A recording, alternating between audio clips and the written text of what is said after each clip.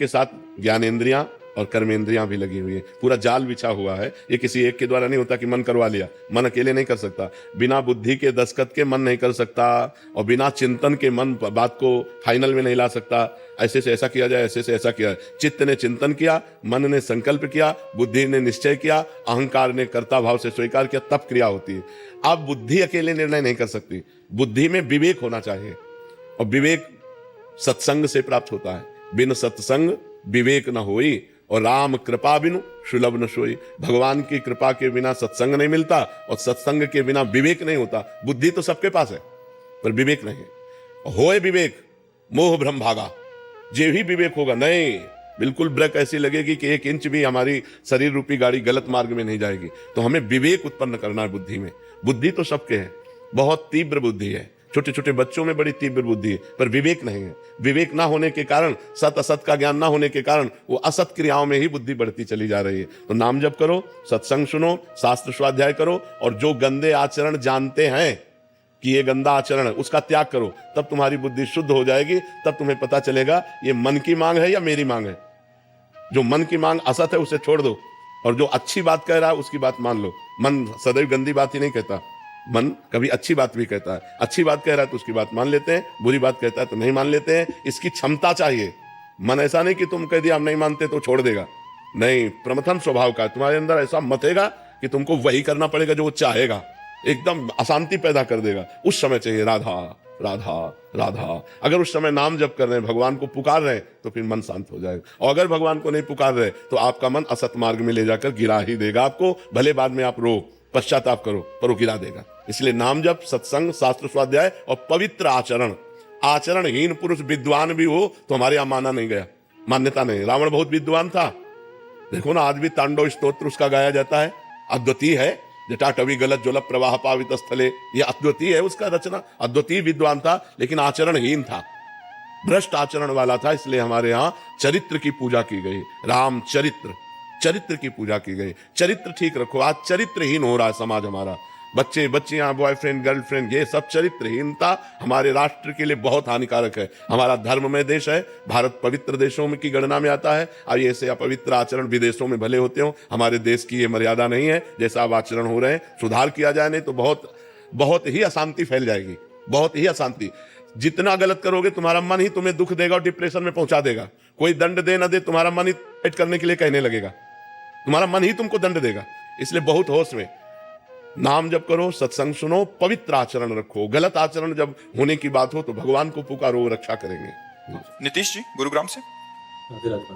राधे राधे महाराज जी। महाराज जी, मैंने जीवन में जो भी भक्ति की वो किसी ना किसी इच्छा की पूर्ति हेतु की। आपसे नाम जप की महिमा सुनी तो उसे भी 9 वर्ष आरंभ किया। अब मन में ये भाव उठता है कि अपने प्रभु की निष्काम भाव से आराधना कब कर पाऊंगा और कैसे कर पाऊंगा। जब हम ये रहस्य समझ जाएंगे, बड़े बड़े नहीं समझ पाते हैं और चूक करते रहते हैं। आप तो गृहस्थी में हैं, बड़े बड़े साधुकों से भी चूक हो जाती है। हम जब कोई कामना करते हैं, कोई संकल्प करते हैं, तो अज्ञान ही होता है। परोपकार का संकल्प करते हैं तो यह भी अज्ञान है। समझ में आएगा तब जब हमें शुद्ध ज्ञान हो जाएगा। सबसे बड़ा परोपकार है अपने को संकल्प रहित कर लेना, अपने को कामना रहित कर लेना। क्योंकि सामने चराचर जगत में एक सच्चिदानंद भगवान के सिवा कोई नहीं है। बहुनाम जन्मनावंते ज्ञानवान माम प्रपद्यते वासुदेवा सर्वमित सा महात्मा सुदुर्लभा। वासुदेव का क्या उपकार करोगे? वासुदेव ही स्वयं सब रूपों में बना, ये तुम जान लो, यही तुम्हारा उपकार हो जाएगा। भगवान ही चराचर जगत में अपना रूप धारण किए हुए विराजमान है। वो अपने आप का सृजन कर रहा है, अपने आप का पालन कर रहा है, अपने आप का संहार कर रहा है। ये तुम जान लो, यही परोपकार हो जाएगा। इस परोपकार शरीर का, अब ये दोबारा जन्म न ले, ये परम पद को प्राप्त हो जाए। क्या कामना करोगे? रुपया जितना एकत्रित होगा मरने के बाद 1 रुपया जाएगा क्या? शरीर जाएगा क्या? संबंधी जाएंगे क्या? यहाँ का जितना भी पद प्रतिष्ठा जाएगा क्या? विवेक वही है जो परिणाम को देखता है। विवेक वही है जो परिणाम को देखता है। अविवेक वही है जो वर्तमान के भोग को देखता है। तो जब नाम जप करोगे और सत्संग सुनोगे तो विवेक का प्रादुर्भाव होगा। विवेक मोह का नाश करेगा, और मोह ही समस्त भोगों की लालसा की जड़ है। मोह ही आवागमन की जड़ है। मोह मूल बहुशूल प्रद त्यागो तम अभिमान भजो राम रघुनायक कृपा सिंधु भगवान। जब तक मोह का त्याग नहीं होगा तब तक नहीं। संकल्पों का त्यागी ही ज्ञानी है, भक्त है, योगी है। कोई संकल्प नहीं। यंत्रवत शरीर से गुणानुगुण वर्तनते, चेष्टाएं हो रही, लेकिन संकल्प का त्यागी जब तक नहीं है तब तक बंधन है। संकल्प का बंधन है। किस बात का संकल्प? एक परमात्मा ने संकल्प किया, उसी संकल्प में आप अपना संकल्प मिला दीजिए। एकोहम बहुश्यामा। उस परमात्मा ने संकल्प किया, एकोहम बहुश्यामा, मैं एक बहुत रूपों में हो जाऊं, वही तुम हो, तत्त्वमसि। किस बात का संकल्प? कैसा संकल्प? क्या परोपकार, क्या उद्धार? खेल हो रहा है, आप प्रश्न कर रहे हैं, इधर से उत्तर हो रहा है, वही प्रश्न करता है, वही उत्तर देने वाला है। केवल द्वैत की लीला हो रही है। विराजमान तो एक है, एको ब्रह्म द्वितीयो नास्ति, दूसरा कोई है नहीं, किसको उपदेश करे? तो जैसे प्रश्नकर्ता लीलावत प्रश्न कर रहा है, ऐसे उत्तर के रूप में भी लीलावत उत्तर हो रहा है, लेकिन प्रश्नकर्ता और उत्तरकर्ता दोनों एक ही हैं, किंचन मात्र भी अंतर नहीं है। वही परमात्मा प्रश्न करता है, वही परमात्मा उत्तर दे रहा है, बस केवल लीला द्वैत की हो रही है। तो जब तक कामनाएं हैं, संकल्प है, तब तक परमात्मा साक्षात्कार नहीं है। किसी भी सिद्धांत से चलोगे तो कामना और संकल्पों का त्यागी ही सन्यासी है, योगी है, भक्त है, प्रेमी है। हमारा कोई संकल्प नहीं, हमारी कोई कामना नहीं। प्रभु इस शरीर से जो चेष्टा करा रहे हैं वो निमित्त मात्र केवल है, केवल चेष्टा हो रही, संकल्प नहीं। प्रभु जगत उद्धार की चेष्टा करा रहे हैं, प्रभु जगत को सुख देने की चेष्टा करा रहे हैं, वो करा रहे हैं। यंत्रवत शरीर से हो रहा है, मैं करता नहीं हूं। और जब संकल्प होता है तो मैं करता होता है, और जब करता होता है तब अज्ञान होता है। अहंकार विमूढ़ आत्मा करता हमिति मन्यते, मैंने ऐसा किया, मैं ऐसा करूंगा, मैं ऐसा कर रहा हूं, यही त्यागने के लिए हम परमार्थ पथ के पथिक बने हैं। वो ऐसा करवा दिया, वही करवा रहा है। वही जो भक्त है वो भगवान को देखता है, जो ज्ञानी है वो गुणों को देखता है। गुणानुगुण वर्तन्ते मनुष्या पार्थ सर्वसा। इसलिए और आगे बढ़ो, जब भजन करके आगे बढ़ोगे तब सब कामनाएं अपने आप क्षीण हो जाएंगी। जी, किसी भी संकल्प की पूर्ति या अपूर्ति में क्या ज्ञानी को दुख या क्लेश होता है, या हर्ष या? संकल्प ही नहीं होता तभी तो ज्ञानी होता है। संकल्प तो अज्ञान की धरा में होता है, संकल्प ही नहीं होता है। और उसके द्वारा जो करवाया जा रहा है उसमें उसको क्लेश होगा?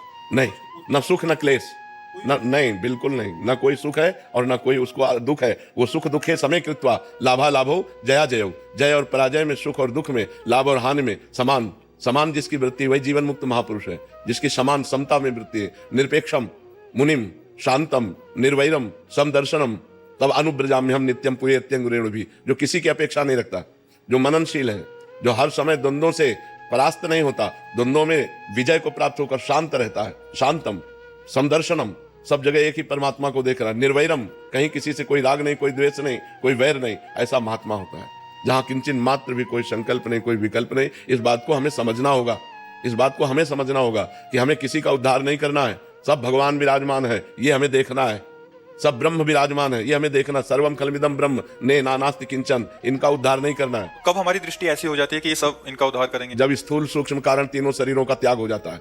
जीते जी जीवन मुक्त, देह सहित होने पर भी देह रहित विदेह, तब ये संसार चक्र से मुक्त हो जाता है। इसमें डट के भजन की आवश्यकता है, एकांत सेवन की आवश्यकता है। अपनी नाम प्रतिष्ठा और समाज प्रियता से बच करके जो एकांत सेवन करता है वही इस रहस्य को जान पाता है, नहीं इसी में फंसा रहता है। समाज उद्धार नहीं हो रहा है, समाज उद्धार पहले ही हो चुका है। ये सब भगवान है, हमको अपनी दृष्टि में भक्त देखता है। उमा जे राम चरण रत विगत काम मद कोह निज प्रभुमय देखें जगत। ये हमारी दृष्टि है, हमारी दृष्टि। निज प्रभुमय देखें जगत कैसन करे विरोध, मेरा प्रभु ही सब रूपों में। बोले फिर ये क्या कर रहे हो? कराया जा रहा है, ये हो रहा है, एक लीला विनोद हो रहा है। जैसे उसकी लीला से सृजन हो रहा है, पालन हो रहा है, संहार हो रहा है, ऐसे उस लीला पूर्वक वो यहाँ से उपदेश दिलवा रहा है। उनको सामने वाले कह रहे हमें बड़ा लाभ मिल रहा है। ये केवल एक लीला विनोद है। लाभ क्या? वो सच्चिदानंद परमात्मा सिय राम में सब जग जानी, करो प्रणाम जोरी जुग पानी। जब तक हमारे अंदर संकल्प विकल्प है तब तक हमें सावधान रहना चाहिए। अभी हमने त्रिगुण का वाद नहीं किया। जब तक त्रिगुण का बाध नहीं होगा तब तक परमात्मा स्वरूप में स्थिति नहीं होगी। अपनी स्थिति को ब्रह्मबोध में लाए और जीवन मुक्त अपने को बनाए तो सब जीवन मुक्त है, दूसरा कोई है ही नहीं।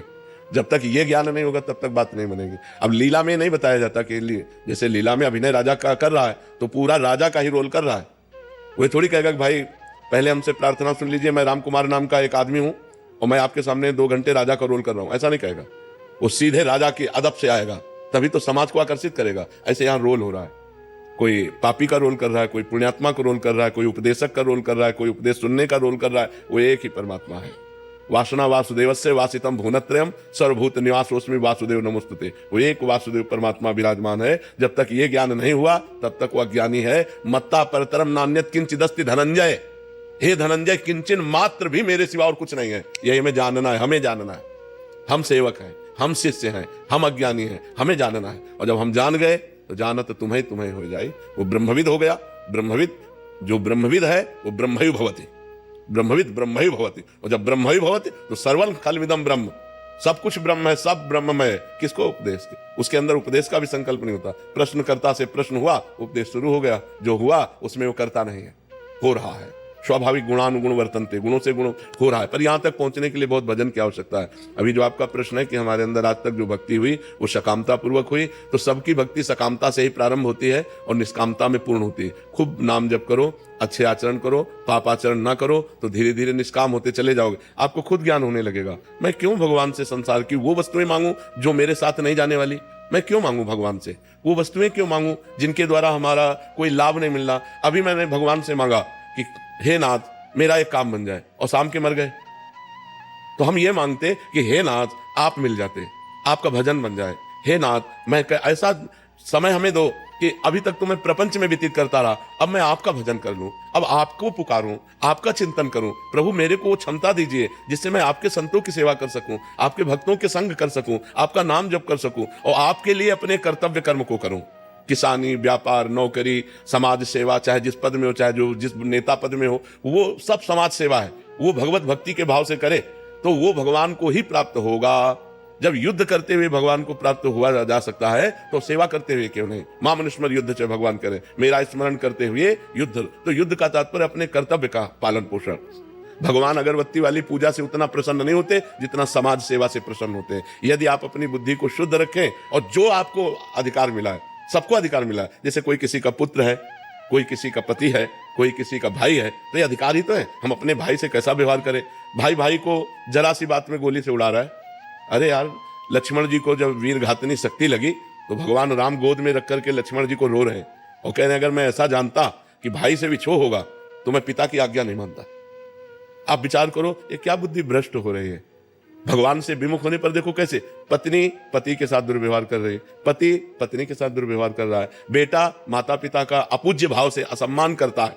आप विचार करो, जो हमारे भगवान के समान वेद हमारा कहता है, उपनिषद कहता है मातृ देवो भव, पितृ देवो भव, अतिथि देवो भव। कहाँ हमारी बुद्धि चली गई? तो हम खूब नाम जप करें, गंदे आचरणों का त्याग करें और इसी जन्म में भगवत प्राप्ति करें, अपने स्वरूप का बोध प्राप्त करें। नहीं तो कोई गुंजाइश नहीं, अब सुअर कुत्ता बनना पड़ेगा।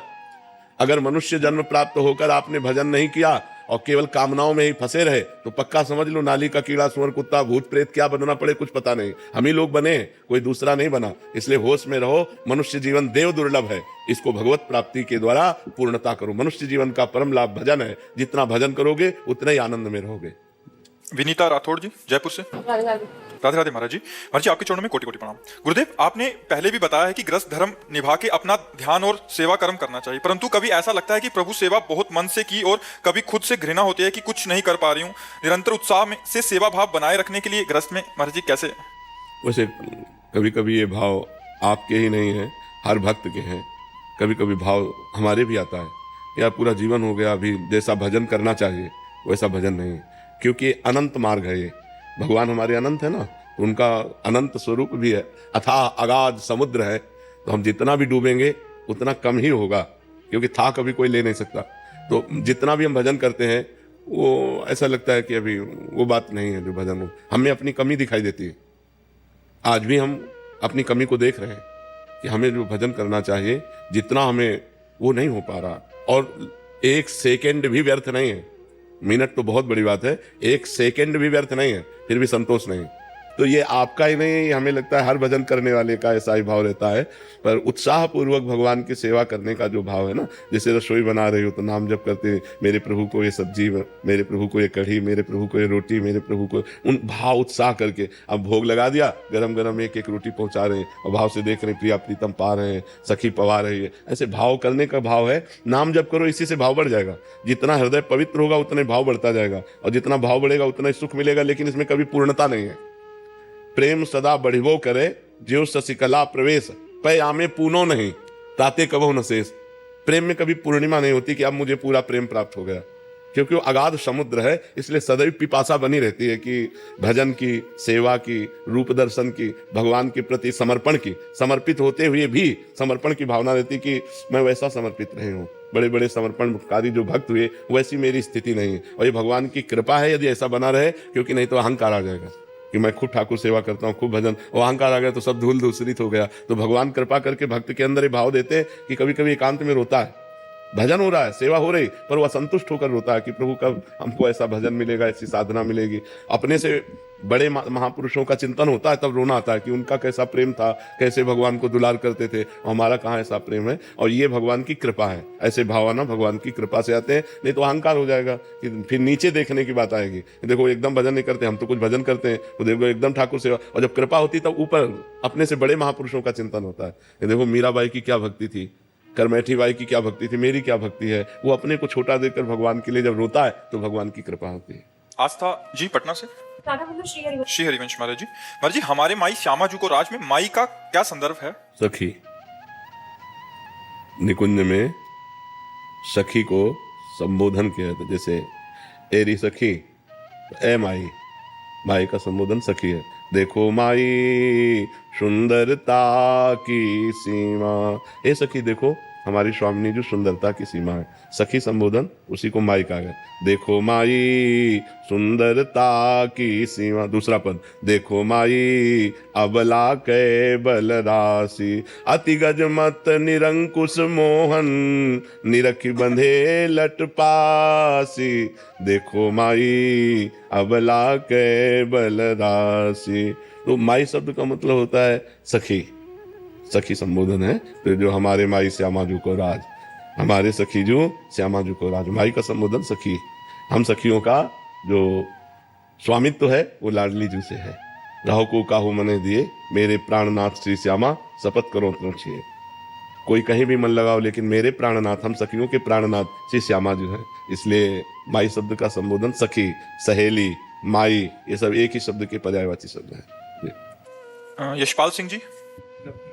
महाराज जी, आप कह रहे हैं कि आप यहीं राधा वल्लभ जी प्रांगण में इनकी ड्यूटी लगती है। वहाँ कभी कभी महाराज जी बहुत ज्यादा भीड़ हो जाती है, तो व्यवस्था को संभालने के लिए थोड़ी सख्ती करनी पड़ती है और थोड़ा खींच के या धक्का मार के बाहर निकालना पड़ता है। महाराज जी, कई बार मतलब मन को बाद में बहुत ठेस होती है, कहीं ये पाप तो नहीं कर रहा मैं? क्योंकि नहीं, आप व्यवस्था ठीक करने के लिए कर रहे हैं, किसी को कष्ट ना हो जाए आप इसलिए कर रहे हैं, तो कोई अपराध नहीं है।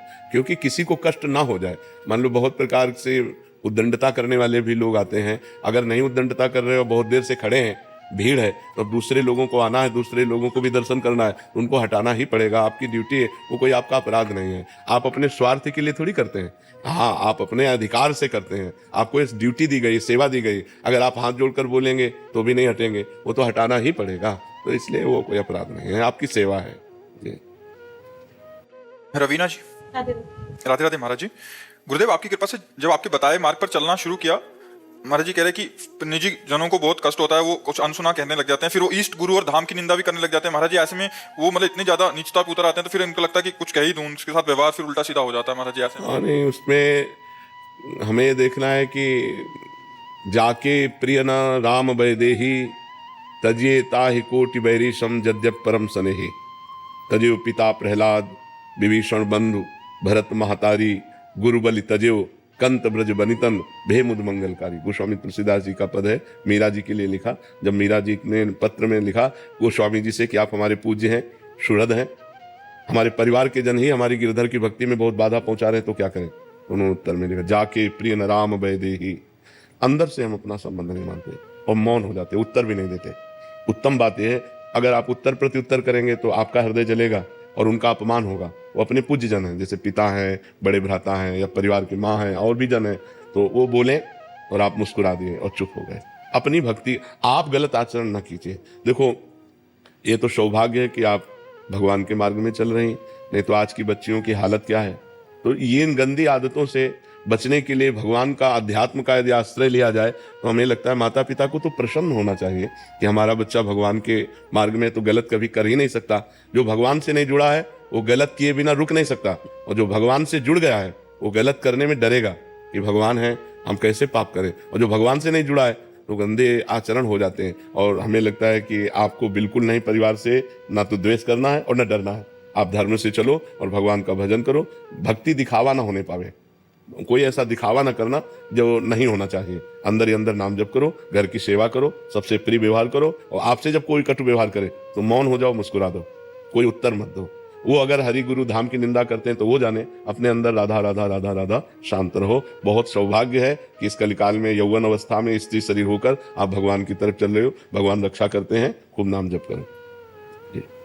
शेफाली जी, शामली श्री हरिवंश महाराज जी आप कह रहे हैं कि आपने विवाह ना करके अपने माता पिता के साथ ही रहने का निश्चय किया है और भजन परायण रहेंगे और ब्रह्मचर्य का पालन करते हुए अपना जीवन आपकी आज्ञा जैसी आपकी हुई है वैसा प्रयास करेंगे। महाराज जी कह रहे हैं कि क्या अब मासिक धर्म के 3 4 5 जो उसमें नियमों का पालन कर सकते हैं, या माला मंत्र वाणी जी का पाठ कर सकते हैं, भोग सेवा आदि लगा सकते हैं? तब कर सकते हैं जब विरक्त भेष हो जाए, विरक्त मंत्र हो जाए, वो फिर अपनी दिनचर्या में लगे। लेकिन जब तक विरक्त भेष और विरक्त मंत्र नहीं, तब तक उस बात का पालन करो कि 3 दिन तक ना माला छुओ, न ठाकुर जी को दूर से नमन, और अंदर ही अंदर नाम मंत्र जप करो। जो तुम्हें पाठ याद हो वो गा लो, या फिर मोबाइल से देख के गा लो, ग्रंथ मत छुओ 3 दिन। और जब पवित्र हो जाए तो फिर करो, और आगे चलकर विरक्त मंत्र आज मिल जाए तो फिर वो अलग बात होगी। अंकित जी, इंदौर।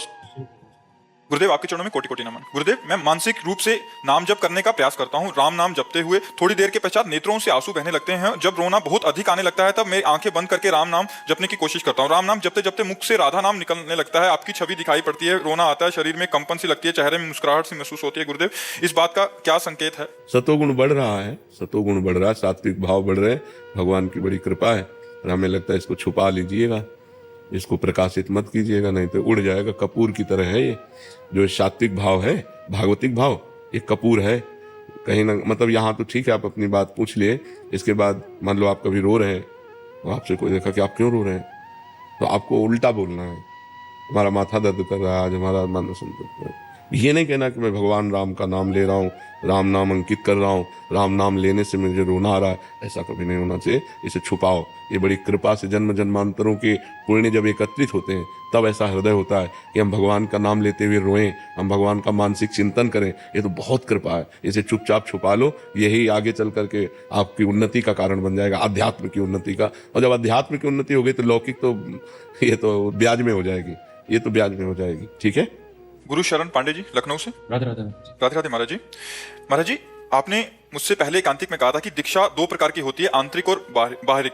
तो महाराज जी मैं ये कैसे जान सकता हूँ कि मुझे शिष्य के रूप में स्वीकार कर लिया गया है? ये गुरु से जानने की जरूरत नहीं, अपने को जानने की जरूरत है कि मैं कितना समर्पित हुआ हूं इनको। गुरु माने कि आप शिष्य नहीं, शिष्य माने गुरु। द्रोणाचार्य जी ने एकलव्य को हटा दिया था, हम तुम्हें शिष्य नहीं मानते, क्योंकि हम राजकुमारों के राजगुरु हैं। और उसने एक दृष्टि में गुरु बना लिया, दृष्टि मात्र से मेरे गुरुदेव द्रोणाचार्य चला गया, और एकांत में मिट्टी की वैसे ही भावनात्मक मूर्ति बनाई और रोज प्रणाम करके प्रत्यंचा चढ़ाता और गुरु द्रोणाचार्य जी का स्मरण करता। इतना बड़ा धनुर्धर बना कि अर्जुन को जो सिखाया था वो भी पीछे थे, वो आगे था। सर्वश्रेष्ठ धनुर्धर विश्व का एकलव्य। तो अर्जुन ने जब देखा उसका हस्त लाघव कि कुत्ता भूखा, इतने में पूरा मुंह बाणों से भर दिया। उनका हमें आशीर्वाद दिया है हमारे गुरु ने कि तुम विश्व के सर्वश्रेष्ठ धनुर्धर हो, और मैं आज निर्णय करता हूं कि मैं तुम्हारे सामने कुछ नहीं हूं। तुम किसके शिष्य हो? तो उनका गुरु द्रोणाचार्य जी के। बात समझ में आई? द्रोणाचार्य जी ने हटा दिया था कि हम राजगुरु हैं क्षत्रिय राजकुमारों के। तो शिष्य के माने गुरु, ना कि गुरु के माने शिष्य। आप कितने % समर्पित हैं ये आपका हृदय जानता है। हम बिल्कुल आपको तिरस्कार करेंगे और आप मानते हैं कि आप मेरे परब्रह्म परमात्मा हैं, आपका कल्याण हो जाएगा, और हम कहते हैं तुम हमारे शिष्य हो और तुम हमारी अवहेलना करो अंदर से, तो आप नरक जाओगे, कोई उससे लाभ नहीं। कंठी बंधवा लो, तिलक लगवा लो और मनमानी आचरण करो तो आपकी दुर्गति हो जाएगी, आपका कल्याण नहीं होगा। और हम बिल्कुल तिरस्कार, हम मानते ही नहीं आपको, और आप हमारे परब्रह्म परमात्मा हो, आप परम भगवान को प्राप्त हो जाओगे। समझ पा रहे हैं आप? जो शास्त्रीय बात है वो ये बात है। महाराज जी मैंने पिछले कांतिक में मैंने आपसे पूछा था कि मैं सखी भाव में भगवान को प्रेम करता हूँ, तो फिर आपने पुष्टि मार्ग के बारे में बताया था, लेकिन मैंने कहा था कि मैं आप ही को सब कुछ मानता हूँ, आप ही से सब कुछ लेना देना है। फिर तब आपने कहा था कि आप हमको आंतरिक से गुरु मानो फिर आगे बढ़ो। तो वही मैं जानना चाहता था कि इसी मार्ग में अंदर से मान के आप देखो, अगर आप भजन शुरू करो, भगवान आपके भाव को जानते हैं। आप अगर उनसे सखा भाव रखोगे, मित्र भाव रखोगे, पुत्र भाव रखोगे, जो भाव रखोगे वो आपको अनुभव करा देंगे। नाम जप करो, पहले नाम इकट्ठा करो, फिर जो चाहो खरीद लो। नाम वो धन है जिससे भगवान को अधीन किया जा सकता है। सुमिर पवन सुत पावन नामू, अपने बस करी राखे रामू। अब जो चाहोगे वैसे ही भगवान आपको दर्शन देंगे। जाकी रही भावना जैसी, प्रभु मूर्ति देखी तिन तैसी। यदि आप भगवान को बाल रूप देखना चाहोगे तो बाल रूप, मित्र रूप, पिता रूप, स्वामी रूप, जो चाहो जैसे चाहो। वो तो करुणा निधान है, वो सब विधान बना देंगे। जो भाव देना है, जो मंत्र देना, वो सब विधान। बस आप नाम जप करना शुरू करो, नाम जप अधिक से अधिक बढ़ाओ, वो सब आगे से कर देंगे। हाँ जप, बिल्कुल। शुभम तिवारी जी। राधा वल्लभ श्री हरिवंश। श्री हरिवंश महाराज जी सफलता क्या है? सफलता का मूल मंत्र क्या है? क्या हमारी मानी हुई मान्यता की पूर्ति ही सफलता? मनुष्य जीवन के बंधन से मुक्त हो जाना सफलता है। ये जो मनुष्य जीवन है, मना कष्टान इंद्रियाणी प्रकृति स्थान कर सती, जो मन 5 ज्ञानेंद्रियों के साथ भोगों में जा रहा है और भोग हमें परास्त कर रहे हैं, इससे मुक्त हो जाना। जो हम जन्म मरण के बंधन में विवश होकर जा रहे हैं, इससे मुक्त हो जाना। काम क्रोध लोभ मोह मद मत्सर, इन पर विजय प्राप्त कर लेना। तो ये मनुष्य जीवन के बंधन से मुक्त हो जाना, भगवान की प्राप्ति करना, ये सफलता है। और इसका मूल जो मंत्र है वो भगवान का नाम है, क्योंकि उसी से बुद्धि शुद्ध होगी, उसी से पाप नष्ट होंगे, उसी से आपको आत्मबल मिलेगा, तभी आप इस मार्ग में चल पाएंगे। तो प्रेम मूल यह नाम है। प्रेम का मूल, ज्ञान का मूल नाम ही है। जितना जो नाम जप करता है उतना ही ज्ञानी हो जाता है, उतना ही प्रेमी हो जाता है, उतना ही वो संसार से विजय प्राप्त कर लेता है। और भजन नहीं है तो केवल बुद्धि का विलास मात्र है, वो माया पर विजय प्राप्त नहीं कर सकता, वो इन विकारों पर विजय प्राप्त नहीं कर सकता, वो इन विकारों में ही बार बार गिरता रहेगा। समझ पा रहे हैं आप? नाम जप की चाह कैसे प्रकट होती है? नाम जप से ही हो जाती है। जब हम बार बार नाम जप करते हैं तो हमारी चाह भी नाम ही प्रकट कर देता है। नाम जपने वाले को कुछ भी और अन्य साधन की जरूरत नहीं, वही चाह प्रकट कर देगा, वही रुचि प्रकट कर देगा, भगवान के मिलन की चाह पैदा कर देगा, भगवान को मिला देगा। सुमिर पवन सुत पावन नामू, अपने बस कर राखे रामू। भगवान के नाम के बल से हनुमान जी ने भगवान को अधीन कर लिया। भगवान के भजन में बहुत बल है। बड़े बड़े सिद्ध संत हुए भगवान के नाम जप से हुए। सब कुछ नाम जप ही प्रकट कर देगा। आप केवल नाम जप करके देख लो। इस जन्म में एक नियम ले लो कि मैं भगवान का नाम जप नहीं छोड़ूंगा, फिर आप मिलना, देखो आपका परिवर्तन कितनी जोर का होता है। सब ठीक हो जाएगा, सब ठीक हो जाएगा। अरे समझो, हम बार बार उदाहरण देते हैं कि जो राम नहीं कह पाते थे, राम राम नहीं बोल पाते थे, वो मरा मरा उच्चारण किया। वो इतना बड़ा ग्रंथ है वाल्मीकि रामायण, और संस्कृत से है। आप सोचो, उन्होंने संस्कृत से हमारे इतिहास की रचना कर दी और ब्रह्म ऋषि पद पे पहुंच गए। कोई दूसरा साधन नहीं था, केवल नाम का साधन था। केवल भगवान के नाम से ध्रुव संगलानि जप्यो हरिनाऊ, पायो अचल अनुपम ठाऊ। ध्रुव ने ग्लानि युक्त होकर, माता ने थप्पड़ मार के, तुम पिता के सिंहासन पर बैठने के तब अधिकारी हो गए जब मेरे गर्भ से, जो भी माता थी ना, उसने 2 पत्नी थी, सुनीति और सुरुचि। तो सुनीति के बेटा थे ध्रुव, सुरुचि को अच्छा नहीं लगा, तो ध्रुव संगलानि ग्लानि युक्त होकर भगवान का नाम जप किया, तो अनुपम ठाऊ। आज भी जो ध्रुव को पद मिला है वो किसी महात्मा को नहीं मिला। 5 वर्ष का बालक ठान लिया नाम जप, भगवान की प्राप्ति कर ली। प्रहलाद जी ने नाम जप के बल से बड़ी बड़ी विपत्तियों को पार किया। तो हम नाम जप करें, नाम जप में बड़ी सामर्थ्य है जी। मेघा शर्मा जी, नोएडा से। श्री हरिवंश महाराज जी बहुत कोशिश करने के बाद भी ईर्ष्या लोभ मोह का त्याग करना बहुत कठिन सा। ये कोशिश से नहीं होते, ये भजन से होते हैं। जितना आप भजन करें, किसका प्रश्न है, जितना आप भजन करेंगे उतने आप निर्विकार होंगे। यदि नाम जप नहीं करेंगे तो कोशिश से, कोशिश क्या करेगी? हमारे प्रतिकूल वो बोल रहा है, हमारा मन स्वीकार कर रहा है, प्रतिकूल बोल रहा है, हमें जलन होगी, उसको रोक कौन सकता है? अगर भजन हो रहा है तो हमारी बुद्धि काम करेगी कि मेरे किसी पूर्व पाप का प्रायश्चित कराने के लिए भगवान इसको निमित्त बनाए हैं। ये कटुवचन बोलकर मेरे पापों का नाश कर रहा है, इसमें इसका तो कोई दोष है नहीं, हम उसको सह लेते हैं। जब हमारे अंदर विवेक जोरदार होता है तो हम सह लेते हैं, और जब विवेक जोरदार नहीं होता तो हम उसी में डूब जाते हैं। हम या तो उसको गाली देने लगेंगे या उसका बुरा मनाने लगेंगे, हमारा हृदय जलने लगेगा। ईर्ष्या हमसे आगे निकला जा रहा है, अरे उसका पुण्य है, उसने प्रयत्न किया है, उसने तपस्या की है, तो आगे वो निकला जा रहा है। हम खुद भजन करें, हम उससे आगे निकल जाएंगे, ईर्ष्या करने की जरूरत क्या है? तो बहुत से ऐसे विकार हैं जो बिना भजन के नष्ट नहीं होते। इसलिए नाम जप करो और सत्संग सुनो, तो उससे परिवर्तन हो सकता है। अपनी कोशिश काम नहीं करेगी इसमें। नाम जप करते हैं उसमें जब उन्नति नजर